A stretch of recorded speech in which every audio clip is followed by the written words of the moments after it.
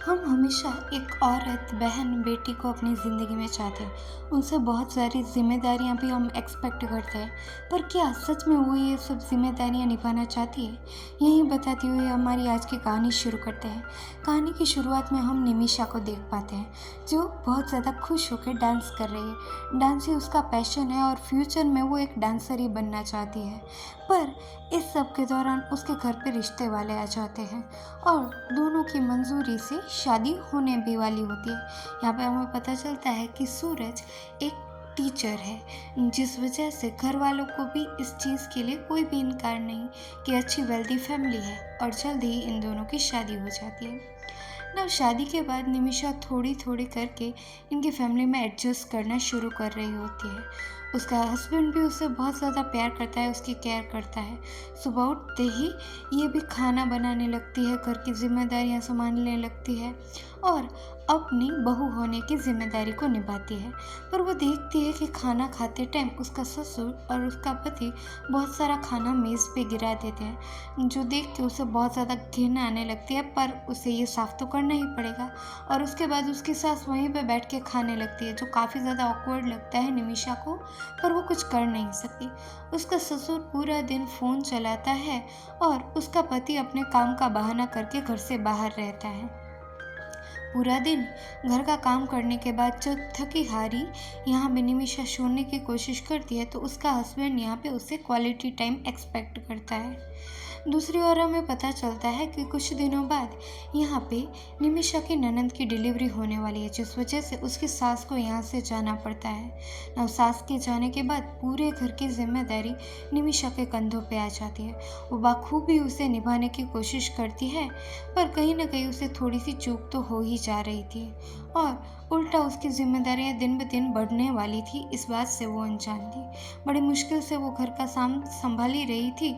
तभी उसका ससुर उसे बोलता है कि बेटा, ये जो तुम कुकर में चावल बना रही हो ना, वो कुकर में मत बनाओ, खुले बर्तन में चूल्हे में बनाओ। फिर क्या था, उसका एक और काम बढ़ गया। धीरे धीरे करके उसे समझ आता है कि उसके ससुर को बहुत सारे काम ट्रेडिशनल वे में चाहिए। इसी दौरान उसे पता भी चलता है कि उनका जो वॉश बेसिन का पाइप होता है वो टूट गया है। वो उसे अपने पति को काफ़ी ज़्यादा रिक्वेस्ट करती है कि आप इसको चेंज करवा दो, प्लम्बर को बुला दो, पर वो हाँ हाँ करता है, कुछ करता नहीं।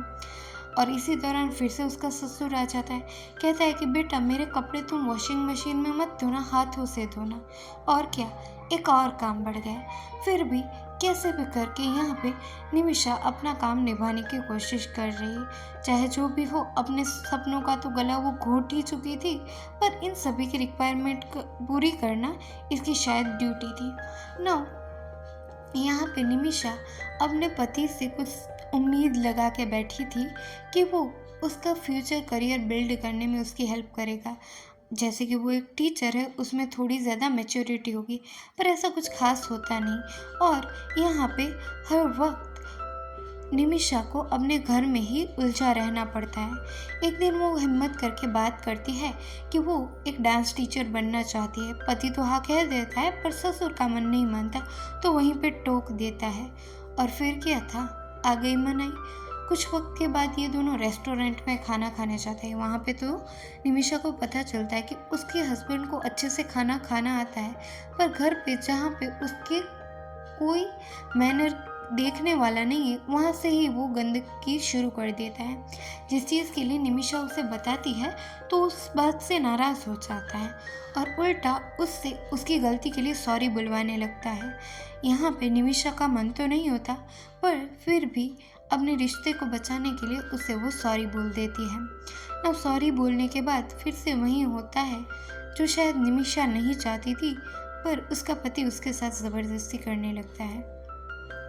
यही इसका डेली रूटीन बनने लगता है कि पूरा दिन घर वालों की सेवा करो और रात होते ही उसके साथ इंटीमेट हो जाओ और उसकी रिक्वायरमेंट फुलफ़िल करो। इसी दौरान निमिषा अपनी जॉब के लिए भी अप्लाई कर देती है। कुछ मेहमान आ जाते हैं उनके घर, तो पूरा घर यहाँ पे उसको अकेले संभालना था। तो मेहमान में जो मर्द था वो कहता है, कोई बात नहीं, खाना आज हम बनाएंगे। पर उसने तो किचन का कबाड़ा ही कर दिया। उल्टा यहाँ पे निमिषा का काम काफ़ी ज़्यादा हद तक बढ़ने लगता है। पर तभी 2 चाय का ऑर्डर आ जाता है। निमिषा बड़ी मुश्किल से खाना बना रही होती है तो उसको बोल देते हैं कि औरतों को तो आखिर क्या ही काम होता है, जिसके बाद निमिषा बेमन से अपना काम शुरू कर देती है।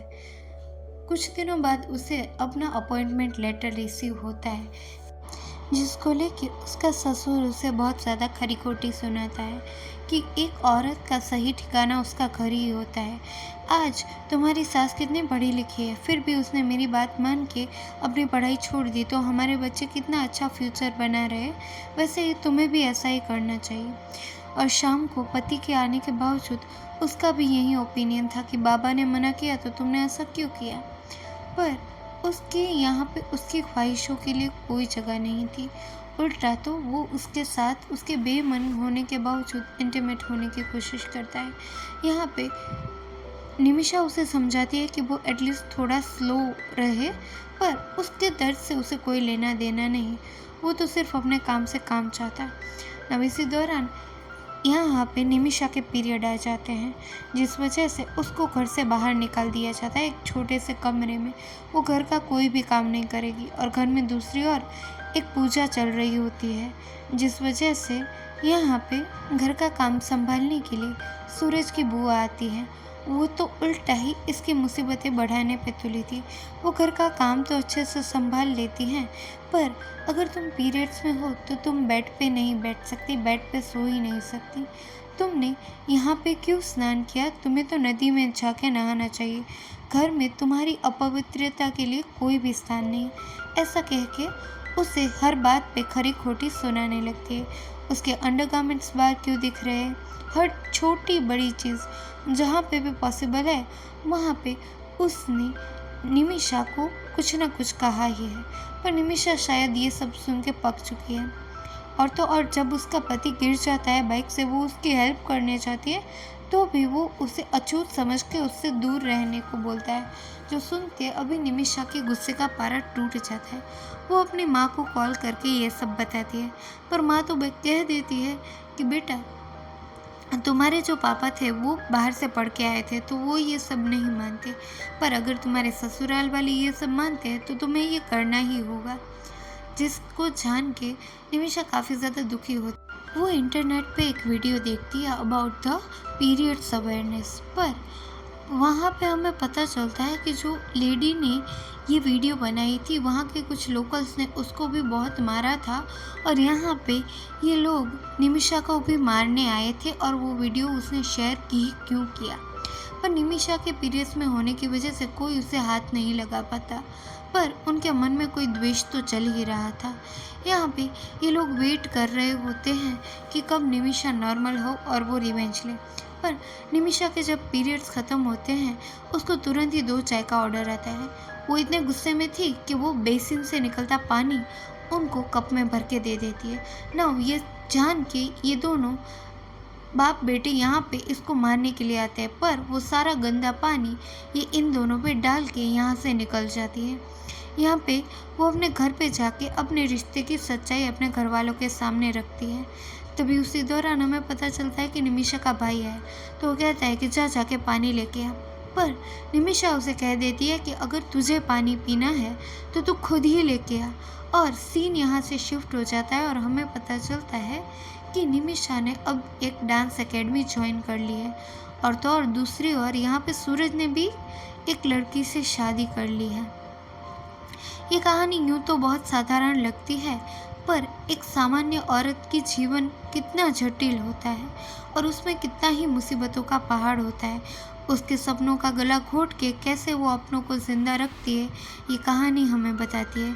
हर एक लड़की का सपना सिर्फ और सिर्फ किचन नहीं होता। ये बताते हुए हमारी आज की कहानी ख़त्म होती है। प्लीज़ हमारे चैनल को सब्सक्राइब करें एंड थैंक्स फॉर वॉचिंग।